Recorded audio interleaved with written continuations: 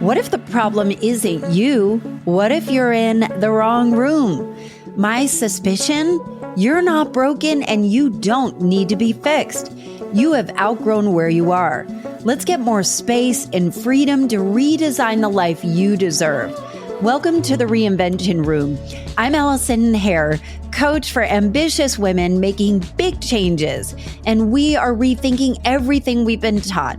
Part pop culture, part real talk, and all smarter ways to live life on your own terms. I know you feel squeezed and I know you feel overstretched. I know you want more money. You want more time. You want more agency and more room to do what you were meant to do. You want to live out your purpose. But I know this is exhausting to do it all. But today we're going to do one of my favorite things to bring you every week. We're ripping up the old playbook and we are handing you a brand new way to see yourself, your business, and your future. My guest today is one of my favorite people and a returning guest to this podcast. Elyse Archer is the powerhouse CEO and founder behind the She Sells brand and Superhuman Selling podcast and concept. And she is about to literally open a portal for you to receive and integrate your masculine and feminine sides for your own state of abundance. Now, what does all that mean? By the end of this show, you're going to have a totally new frame of mind. And if you're thinking of a friend who has their sights set on a bigger life, more money, figuring out the right combination, will you take a moment and send this to your friends right now? And a quick note about Elyse Archer. I have watched her go from grinding it out, earning in the low six figures a few years ago, to a multi-seven-figure business and community of mission-driven women and men doing the same thing. I've been to her retreats and I've participated in her programs. She is the real deal. And what I keep coming back to is how she has been profoundly influential in the biggest and boldest decisions in my life. And today, you get to get the keys all for yourself. All right, I'm going to stop standing over her and let's get on to it. But before you do, I want you to note, how do you feel today on a scale of 1 to 10? And just log this in your mind. We're going to revisit it later. Let's go. I'm so excited. I have Elyse Archer back on the Reinvention Room. Welcome back, Elyse. Thank you, Allison. This is so fun. I just love you. I've been looking forward to this all day. Actually, like all week beyond that. So. You are so sweet.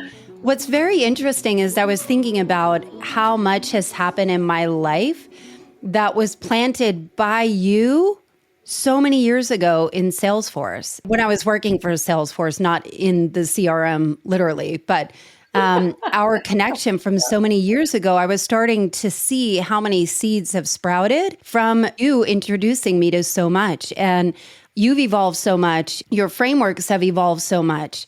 And the way that you serve people, specifically women, corporate women, women who are ascending into a position of leadership or growing beyond into CEO and 6, 7, 8-figure marks. And I thought, my goodness, my audience really needs to hear from you again.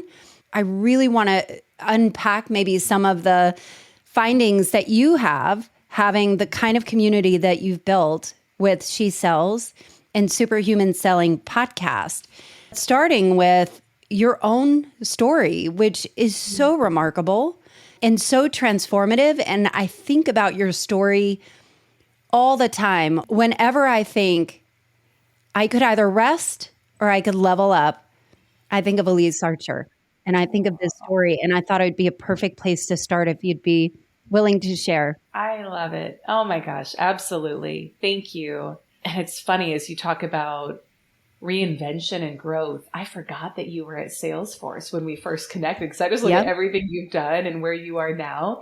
It's just wild how much transformation can happen when you say, I'm ready to step into the fullness of who I am, the fullness of who I came here on the planet to be, which I think is really a lot of what prompted my own personal evolution. So more than happy to share at a high level, and please direct me to any more details that you think would be helpful. But yes, a little over 4 years ago, I had found myself in a place where life was good in many ways, but not great. And had, this was after a period of time in my 20s where I had overcome eating disorders, sexual assault, like a divorce. I mean, a lot of stuff that had felt challenging in that decade, and had really done a lot of personal reinvention, I would say. Up until that point, I had left corporate, was running my own company, remarried to an amazing man. We had a 4-month-old son. He was our first son. And in a place where, again, things were pretty good. Things were pretty good. And yet there was this calling in my soul. And I think that maybe many of your listeners can relate to this, where I was like, there's something bigger for me out there. And I remember the turning point was right after our first son, Jack, was born. I was up late night nursing him. And when you're up late night nursing, you gotta be quiet. So you can either doom scroll or you can read or do something along those lines. And so I was reading a book by Bronnie Ware called The Top 5 Regrets of the Dying. And if someone is listening that is not familiar with that book, Bronnie was a hospice care worker who sat on people's deathbeds and said that people on their deathbed have 5 most common regrets that they shared. And the number one regret that people shared was, I wish I had the courage to live a life true to me rather than what everyone else expected of me. And I just remember late night in a dimly lit room, sitting upstairs, in his nursery, reading that, and actually getting real with myself about how much I was hiding in my life at that time. I was partnered with amazing people who run a powerhouse personal branding company, which is how you and I connected. And I'm familiar with it. You're a little bit familiar with it, right? Absolutely phenomenal. Like some of my best friends to this day. And from a place of self-awareness, I was still hiding in that. I had a vision for myself for quite some time of like really having my own company, my own brand, being willing to be visible as the face, being on stages, etc. And yet there was part of me that didn't feel worthy and was afraid I couldn't do it. And so I had been hiding for many years behind that and behind other people with that. Simultaneously, I had a vision for much more in my life financially and in terms of lifestyle and impact. I wanted to be able to do things like retire my husband from his night shift respiratory therapy job, which with a 4-month-old and during COVID too, there was, not an ideal situation for us, but we couldn't do that financially because we needed his income too at the time. I was dealing with a lot of like money stress and money blocks. And so for over a decade, actually leading up to that point, I had struggled with that. And it was like, no matter how hard I worked, no matter how much I would grind and hustle, I could never make past. For me, it was low 6 figures. And I always was in just like anxiety and fear about money too. And I just felt that there was something much greater I wanted to do with my life. I wanted to have greater freedom. I wanted to have greater abundance. I wanted to make greater impact and actually live the life that had been on my vision board for so long that I would just typically look at and feel, resentful about, or be like, where is it? Why isn't it happening? And simultaneously, right before this, one of my dear friends who was also my podcast co-host at the time, one of my podcast co-hosts, there were 3 of us, but he was one of them. His name is Greg. He passed away in his sleep at age 39 and left behind a wife and 5 kids and had gone for a run the night before and then just like never woke up the next morning. And I wasn't that much younger than him at the time. And I just remember reading that book and thinking, I don't know how long I have left. I hope I have a lot more time left. I think I have a lot more time left. But if I were to go now, I would never have actually seen how good life could get. I would have never seen my full potential. And it was right around the time of my birthday. And so the wish I made that year on my birthday was different than the wishes I would make on previous years. On previous years, I would say like, oh, I want a nicer house. I want more money. I want a sexier body, right? All the things that are kind of like the surface level desires. But that year I said, I want to experience the fullness of who I am, because I realized that I hadn't been doing that in many areas of life, and I'd been playing small and hiding.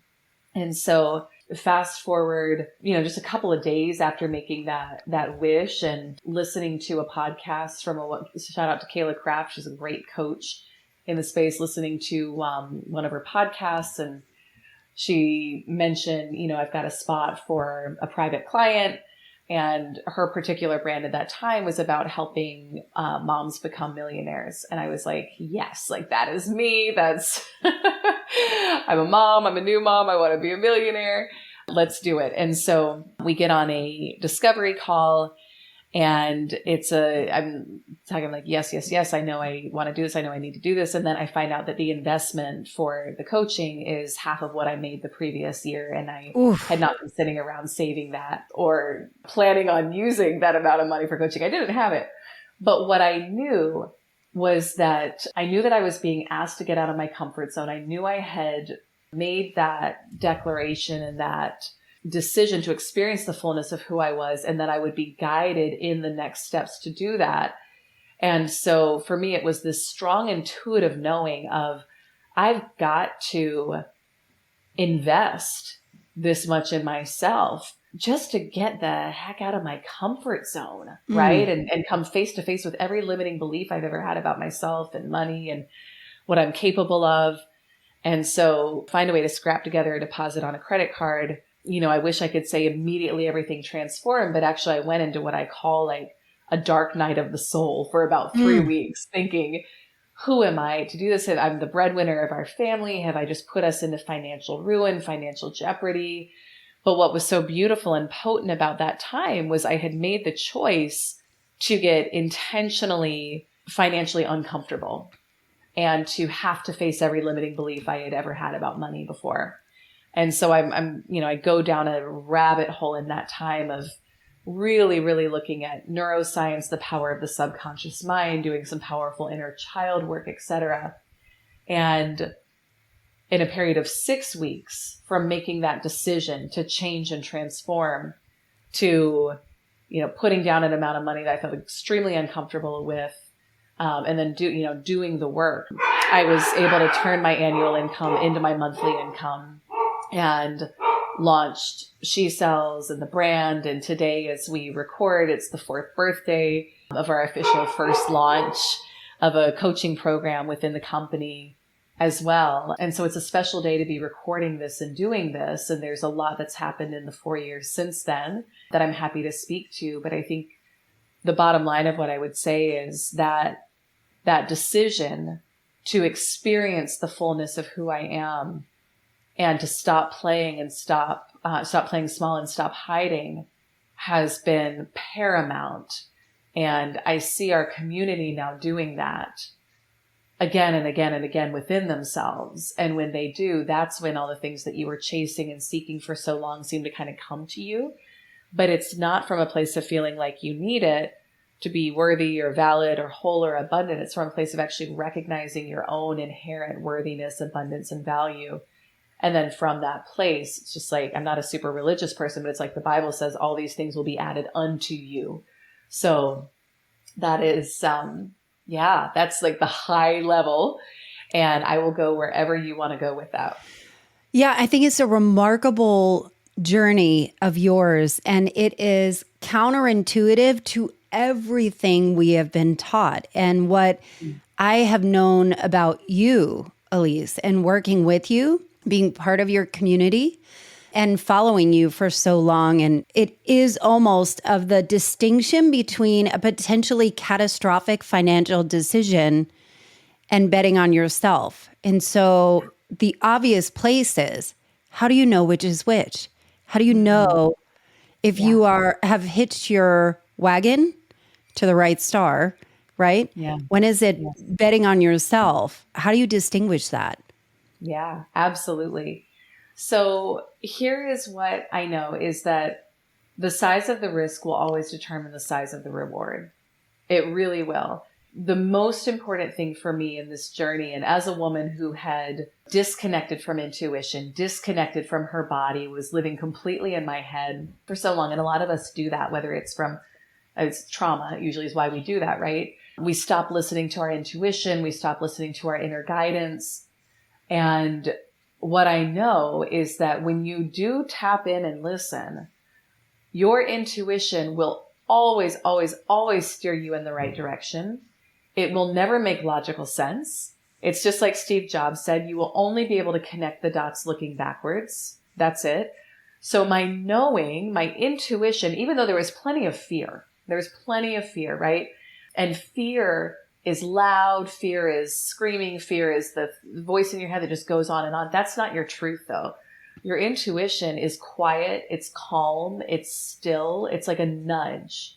So my intuition was, I know that I need to move forward on this. It didn't make any logical sense, but I had studied this work enough to know I got to follow it. And simultaneously, one of the most powerful concepts that I've learned over the course of really studying a lot of this work is, some people call it decision making from the end. Some people call it acting from the end, but going to the place where you want to be and then saying from that place, what choice do I make? And so for me, I knew that I wanted to be a seven-figure. At the time, my goal was I want to be a seven-figure business owner, an entrepreneur. I want to be way more visible. I want to really like break out of this box, this cage that I felt like I've been in for so long. What does the woman do who's on the other side of that? She says yes. And so what's important about this though, Allison, and to your question, is that the energy in which you make that commitment and that decision has to be the energy of I am succeeding, I am winning, I am doing this. We just had a community member, one of our consultants, share in our group chat yesterday about she made a decision this way in her life, and it's a decision to do with like governments and trying to get visa to move from Canada to the US and work here. And she had a choice of whether she was going to go one path, which would be worst case scenario, which would be this is going to take a long time to get done. I'm not going to be able to move to the States and work like I want to. And she'd been planning for that and kind of looking at worst case scenario. But then I asked her, like, what would you do if you took the fear out of it? And she said, I would 100% like go show up at the embassy or what it is now. But like, I would make plans that I'm going to get my passport this weekend and my visa this weekend. And it's going to happen. And so she chose to do that. Yeah, those are her marching orders. Wasn't that funny? I know. Her marching orders. Yeah. And shout out to her for doing it because she did it, but she did it in perfect faith. She said, I'm doing this in the energy of everything is working out for me. I'm doing this in the energy of I'm getting exactly what I want here. And she took action, and it was like miracle after miracle. Passport arrived early. She had a beautiful time spending the weekend with her partner in the city they were in. And she took action like that based off of it. But the energy she was in was what influenced the outcome. If another person had tried to take the same actions, but was in a lot of fear and in a lot of like they were emotionalizing the negative end result, they would have gotten a different outcome. So it's all about what's between the temples. So to kind of come back to your question, what does the still small voice inside of you do? And if you took fear out of it, what choice would you make? That is your truth. That is your guidance. And then the key is there's not going to be probably no fear in doing it. If you're really growing, you're going to be bumping up against fear, but come back to the guidance, come back to the inner knowing and make your choices based off of that. What is really interesting about that specific time with you 4 years ago, you were showing up before that, at least from my observation, like a lot of people were, a lot of people on the influencers were. And then as soon as that light bulb went off, you showed up completely differently. You were in a very different energy. It was very intentional. It was purposeful. I don't know if it was strategic, but it was like a night and day switch. I'm curious, Elyse, you work with people all the time. What lies do we believe to be true that we don't realize? Oh, yeah. Wow. I love that. I mean, I think the lie of the world, right? And the lie of, that's in our DNA, it's in our brains, it's something that so many of us have bought into is the lie of separation, right? So there's that, What does that mean? What's the lie of separation? Essentially like that we are actually separate, right? That we are separate beings. And because of that, we need to be in competition. We need to be in scarcity mode. We need to like compete with each other for resources, etc. We judge each other. And so my personal belief, and I said before, I'm not a super religious woman, but I'm a very spiritual woman. I see things very differently. I believe that at our core, everything is wholeness and everything is actually one, and that we are, use whatever language you want to use. But for me, it's like pieces of the divine all here to experience ourselves in different ways. And so, when you shift your mindset from one of separation, where I have to fight and force and compete and judge you, or I've got to, like, if you're doing well, that means I can't. If I have money, that means you can't have it. And we look at the world through, and ourselves through a lens of wholeness. Everything changes. There's actually a concept we teach in the community called selling from wholeness, which is about doing this inner work to come back to recognize the inherent wholeness within yourself that so many of us, myself included, will spend a lot of time, and I've done this in my life, I don't do it anymore, but chasing the external for validation, chasing money, success. If I'm in corporate, I've got to be top of the leaderboard. And when we're in that energy, we're actually always in lack. There's always a gap. There's always an energy of not enoughness to what we're doing. And because we're in an energy of not enoughness, the results we're going to get are going to be a mirror of not enoughness. And so to me, it's deeper spiritual work, right? To recognize your own inherent divinity, your own inherent wholeness, and then also to start to see the world around you in that way, and to recognize that everyone in your life is just a mirror. Every situation in your life is just a mirror. If there's a client who's bugging you, or someone who's triggering you, the actual work is to say, what are you mirroring that's in me right now? And thank you for mirroring some part of me that needs to be healed or that feels not good enough, rather than getting caught up in trying to control circumstances. And I think that's been one of the biggest shifts with this work and with kind of my own personal evolution over the years, is I used to really get caught up in trying to control circumstances, whether it was my husband was ticking me off, whether it was, if he's listening, I love you. or like, I don't like the number of the bank account or whatever it is, and try to chase or change the external, rather than going back to say, okay, I know that because of the universal law of cause and effect, every effect, like I am the cause of every effect in my life. So if I want to create a different effect, whether it's a more loving relationship, whether it's a more abundant, overflowing bank account, what would cause that? How could I cause that? Who would I need to be in order to make that change? So I think that's where so many of us are bought into the illusion of the world of the senses and the 3D. And we run around trying to control circumstances, when really everything is your consciousness. To me, that's the work. And so we bring this work into the sales and business world. And that's actually where people are able to quantum leap, if they're willing to take ownership of their consciousness and ascending and becoming the version of themselves who has everything that they want and desire. Hey, it's Allison. Thanks for listening. Do you have a podcast idea that won't leave you alone? Maybe you know a podcast could be a game changer for your brand, for your business, or your visibility, but you're stuck on where to start. Well, good news. You don't have to figure it out alone. I'm offering a free, no strings attached strategy call to help you get clear on your podcast vision and what it could do for you. No BS, no pressure, just a real conversation about turning your ideas into something powerful. If you've been waiting for a sign, this is it. Let's explore what's possible.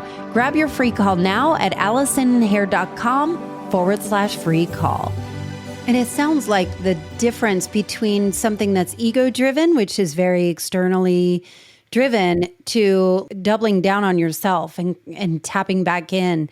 From a practical standpoint, you have so many frameworks that you apply and help your people in your community apply in a really interesting, helpful way. Can we talk about the 4 quadrants? Can you teach the listener who's like, yeah, this makes perfect sense, but how do I put this into practice? What's the first step? Absolutely. Absolutely. And one thing I want to say too, before I share that is, I don't think there's necessarily anything wrong with ego. I think we have egos for a reason. I think that we come into individuations for a reason, right? To be able to experience things through the lens of Allison Hare, to be able to experience things through the lens of Elyse Archer.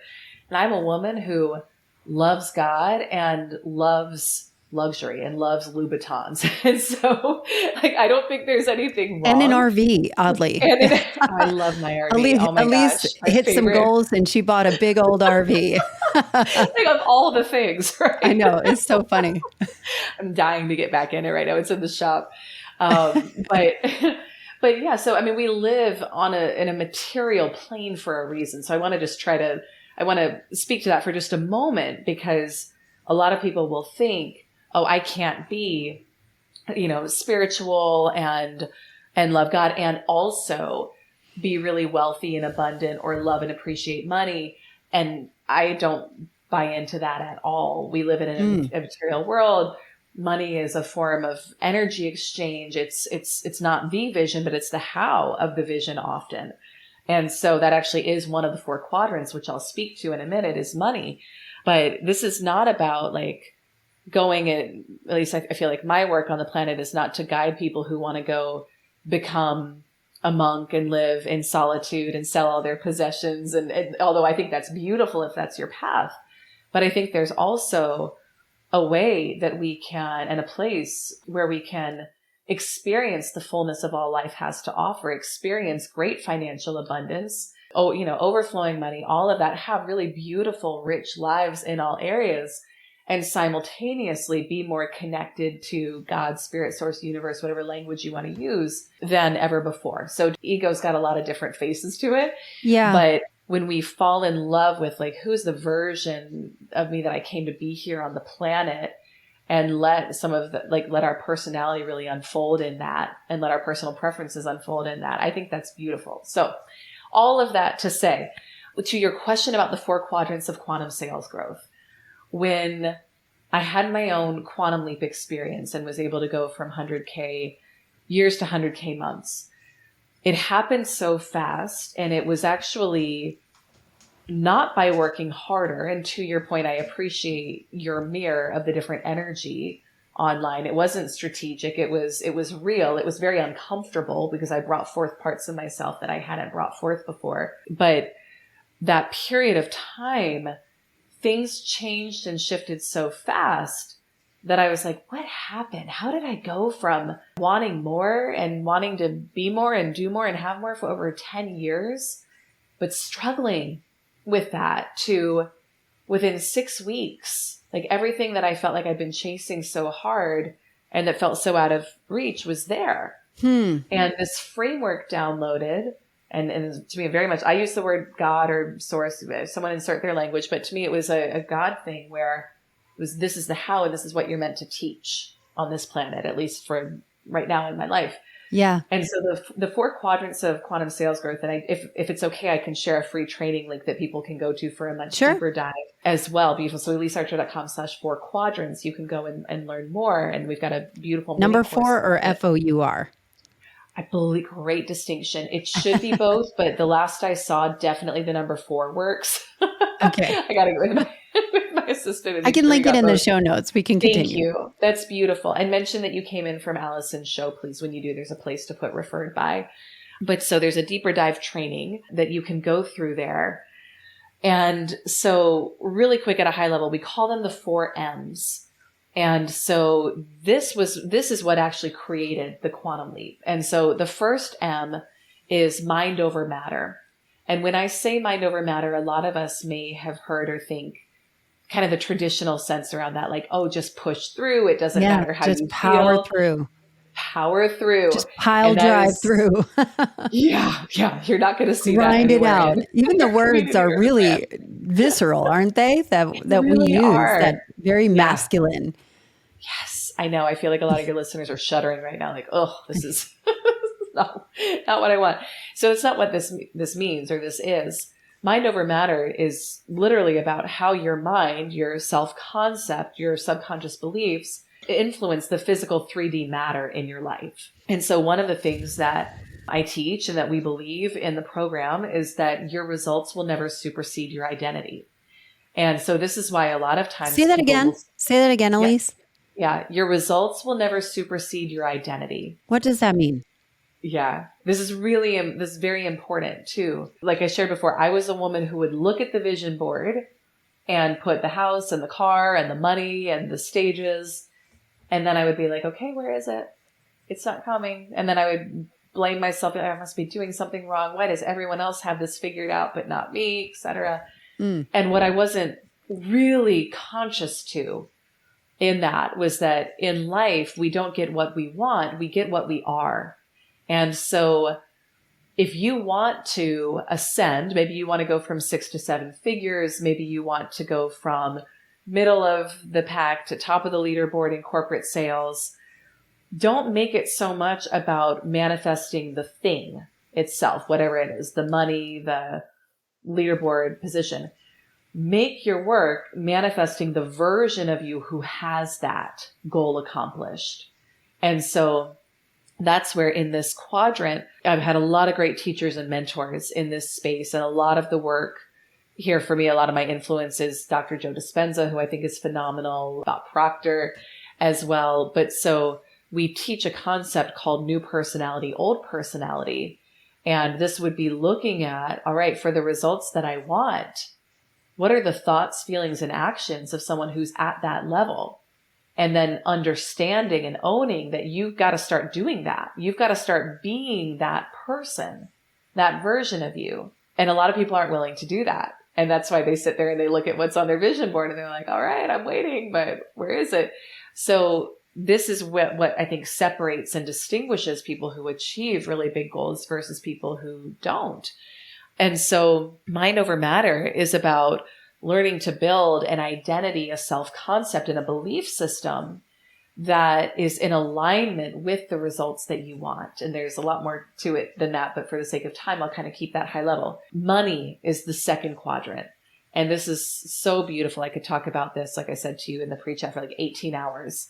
Another thing that we teach and that we say is your level of income will never exceed your level of self-worth.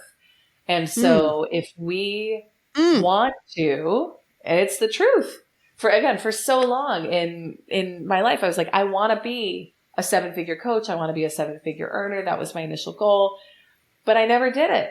Why? When I thought about that, the version of me at the time actually felt there was a part of me that didn't feel worthy, and I'm not going to get it from a place of feeling unworthy. It doesn't work that way. So with money, there's so much here, but this is about learning to tap into the vibrational frequency of the amount of money that you desire, right? Every amount of money has different frequency to it.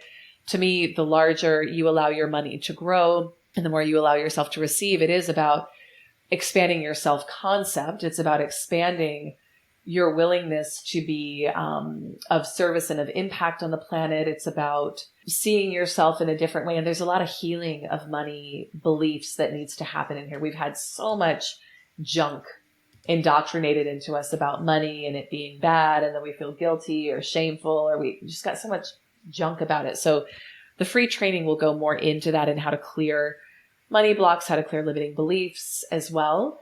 But this is really important. If you're an entrepreneur and you want to hit a certain financial amount in your business this year, you've got to align with that frequency. If you're in corporate, I was working with a private client this morning who wants to do $1 million W-2, and we were working on him aligning with that frequency. Like that's where it all starts.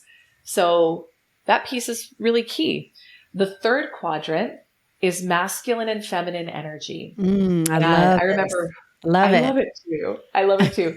And when I first heard, I remember it was probably, 10 years ago, I had my first mentor talk about feminine energy. And I was like, what are you talking about? I was so in my masculine at the time, but I had so much judgment on the feminine. I thought the feminine was weak. I thought it wouldn't get me anywhere. I had, again, very much an injured feminine energy. And so we all have Injured feminine energy. Oh Wow. yeah. Like Wow. victim mode, martyr mode, some Wow. princess mode with it too. Yeah. Princess mode. Oh Elyse, you yeah. got them all. I had them all. I know. So, and we do a lot of healing work with our clients in this space Yeah. because there's all of us have both types of energy, and we want a healthy blend of both. Masculine energy is the doing, it's the structure, it's being goal oriented. That's beautiful. Probably the majority of the women in our community come in and have been entirely in their masculine or almost entirely in their masculine, and they have no idea. And they've cut off things like intuition, receiving, enjoying the process, enjoying the journey, like you were talking about earlier when we were connecting. So the feminine is about your energy. It's about the quantum leap. You'll never quantum leap from masculine energy either. It's too linear. It's too logical. So when we learn how to integrate these two energies within us, that's when magic happens. And so we teach how to do that there. And we call those first three the big three, because that is what actually moves the needle. That's what matters. The fourth and final M is method or strategy. What I know about strategy is pretty much any strategy can work. It's your belief in it and your belief in yourself that makes the difference. Wow. So this is why think about two people in corporate running the same, so it's such masculine language, but everyone's like running the same plays, doing the same playbook, following the same script. Why is it that one of them all know what this is? We all know what this feels like, though, like in practical sense of knowing I can see somebody else moving a lot quicker than I am.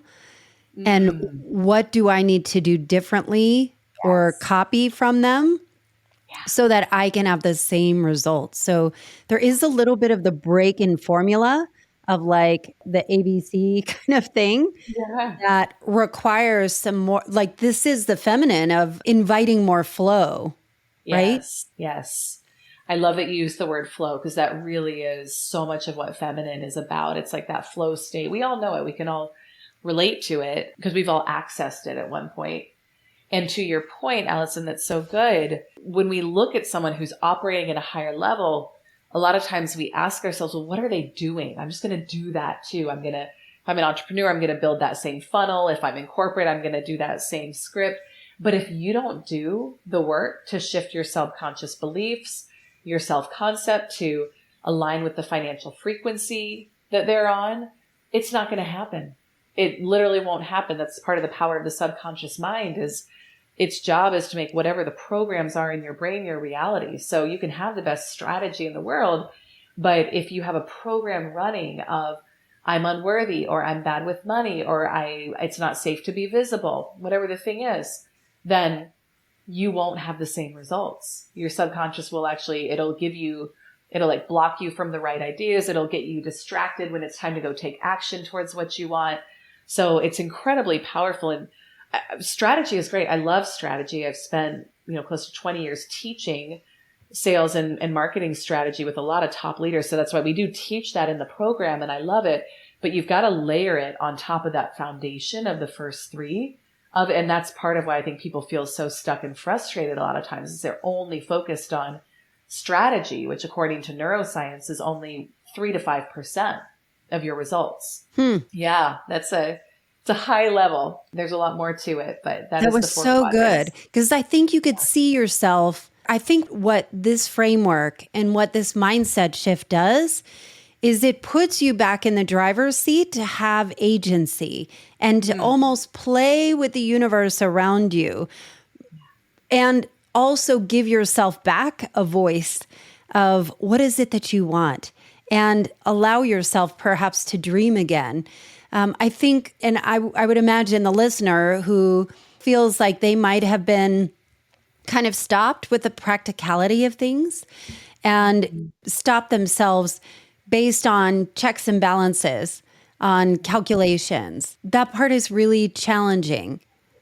And that blend of the masculine and feminine can really, really help.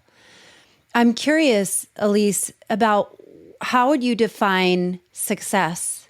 And how would you have defined success 5 years ago? Oh, yeah. Success 5 years ago would have been all external, pretty much all external. And funny enough, it would be defining a lot of the things that I'm now living and experiencing, but it would have been coming from a total place of lack and not enoughness and unworthiness. And if I can just do those things, if I can just make that amount in my business, if I can have, this ranking on my podcast or whatever, then I'll be successful. So it was all external driven. To me now, I have big goals. I'm always setting bigger goals. I love that. But there's a quote from Bob Proctor. He said, goals are not to get, they're to grow. So like we're going for a next level goal in our business right now, and it's beautiful. And I got to overcome a lot of limiting beliefs around it, but I did it. And I said yes to it because I know it is my next level of growth as a soul, as a human being. And so for me, success is every day, did I live as the fullest expression of me? Did I play full out? Did I show up in my greatness today? And also, was I happy today? Did I enjoy today? Now that we don't have human experiences and get to regulate our nervous system and do the things which we absolutely do. And I have days of contrast just like everyone else. But to me, the days where I'm like, that was successful, it's the days where I played full out. I got out of my comfort zone. I worked on being the version of me with my next level goal accomplished. I showed up as her. And I also had fun and I enjoyed it. And I remembered what life was really about along the way. So, how do you coach people through, or yourself through, contrast? Yeah. So Abraham Hicks teaches this and I love it. Contrast lives at the edge of your next level. And so when we are in a time of contrast, and that can be a couple of minutes or it can be a year or beyond, right? Understanding that there is something. So when we're experiencing, and for somebody who's not familiar with the language, contrast, you could just define it as something that we might label negative. Right now, I believe that nothing is good or bad. It just is. It's neutral, and it's all about the meaning that we assign it. But when you're going through a period where things feel hard or things feel challenging, my personal experience and what I do is I look at, okay, there's something new that's seeking to emerge here. There's some sort of a shakeup that's happening, and I'm being asked to be aware of it because there's something in me that wants to grow. There's something in me that wants to evolve. And my job in that time is to recognize that and say, who would I need to become in order to overcome this, right? Maybe I need to become more loving. Maybe I need to become more abundant feeling. Maybe I need to become more generous. But then also to recognize that by law, the law of opposites, it's a universal law. When we are setting a new goal, maybe it's a new income goal, a new revenue goal in our business, the law of opposites states that by law, the opposite must be created first in order to create the contextual field for you to understand and manifest what it is that you want. So people think, they say, okay, I'm setting a new goal in my business. They're all excited. And then they get a big bill, or they have like their top client drop off. And they're like, what is going on? That's exactly the opposite of what I wanted. Right. A lot of people think that means that something is wrong, and they get caught up in it and they emotionalize it. And then they actually make the contrast last way longer than it needed to, because whatever we emotionalize and focus on, we're going to get more of. However, someone who understands this law knows that, oh my gosh, I'm on my way. The fact that I set a goal for something bigger, or maybe it's more health, and then suddenly you have a health scare, it means you are on your way. The opposite has been created. Beautiful. Now you have a better way to clarify and understand and define what it is that you want. And that is the next step, is to receive what it is that you actually want. So that's why, to me, the Abraham Hicks quote of contrast lives at the edge of your next level. We can lean into that and say, I understand that contrast is not negotiable. It's not something I can escape from. But if I can understand it for what it is, I've just set a new, bigger goal. Now I'm experiencing some contrast. Okay, I'm on the right track. So what beliefs would I need to have right now in order to support me through this? Who would I need to be, right? Maybe I need to be more calm, more peaceful, more grateful, experience the blessings that are already all around me, right? I know that by law, what I want is coming. And it's all that perspective shift that shortens the experience around the contrast, the time around it. Yeah. And then you become a match for what it is that you want. I think about that meme that goes around like, God, I've had enough plot points and plot twists. It's kind of like that. I think I got the point. Can I get like the blessings already? Yeah. Oh, yeah. I think if you're okay with it, because I know we are a little over time. Are you okay? Yeah. I have one Yeah, final I'm okay question. for a couple more minutes. Yeah. I have one final question for you. Something that you say a lot is your desires are green lights. Can you explain that? Because I think it's a perfect place to close up. Yes, I love that. So I used to make myself really wrong for wanting more. And maybe a lot of your listeners can relate to this where I should be happy with what I have. I have so much. Why do I feel guilt? I am grateful. Yeah. Why do I want more? Why isn't this enough? I'm just speaking for others, I guess. Speaking for everyone on the like that. Yeah. But truly, like you who are listening are probably listening because you are in a state of transition and thinking, why isn't this enough? That tension of, I know there is more here. I'm not quite sure how to get there. So please continue. Oh, I love it. You just said it. You said it so beautifully. So thank you for that. So I used to feel that way too. And what I have learned is that whatever the desire is that's flowing through you, whether it's to launch a business, maybe you're listening to this podcast because you are in a place of reinvention. So you're maybe wanting to leave corporate and launch a business, or you're wanting to maybe change your business model. You're wanting to shift your self-concept, whatever it is, you're wanting more money, different life experiences, the RV. I used to make myself wrong for wanting more. And yet what I have learned, and this is through a lot of spiritual study as well, the word desire, if you break it down, the etymology, desire literally means of the Father. And so again, it's not about a religious thing, but that desire flowing through you for more, that is your soul's calling of you to your next iteration, to your next evolution, to what is going to be your next greatest self-expression.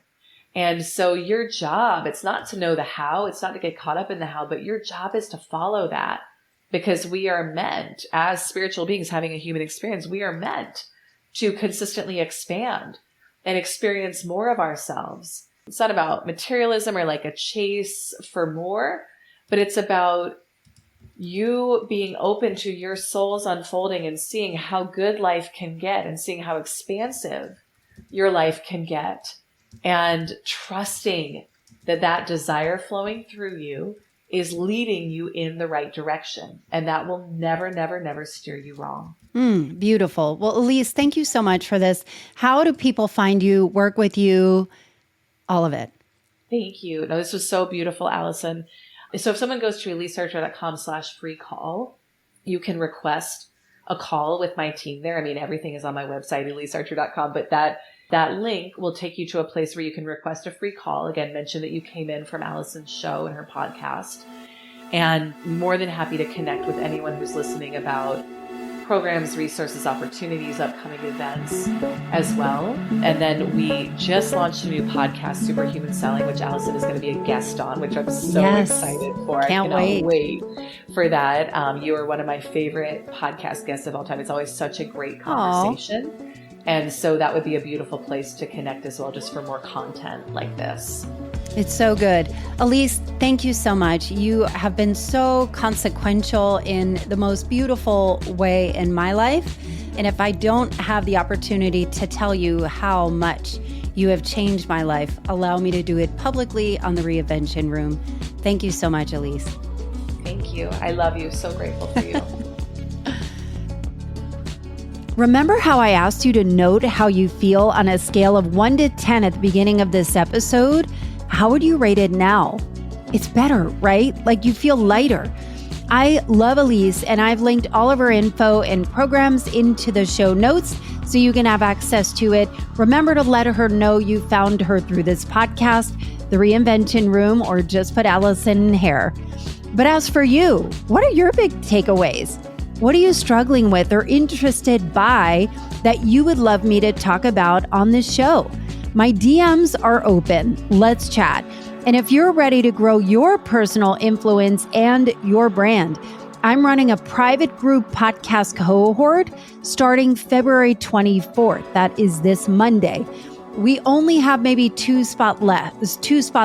But if you're interested in getting your podcast out into the world, email me at allison@allisonhair.com with podcast cohort in the subject line, and let's see what we can do.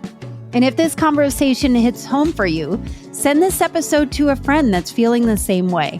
That is how culture changes when we start spreading these ideas, and it is how we change too. And if you want more conversation starters, make sure you are subscribed to the Reinvention Room, because you deserve to be seen, you deserve to be heard, and you deserve a career and life that shines as bright as you do. Thanks for listening, and I'll see you next time.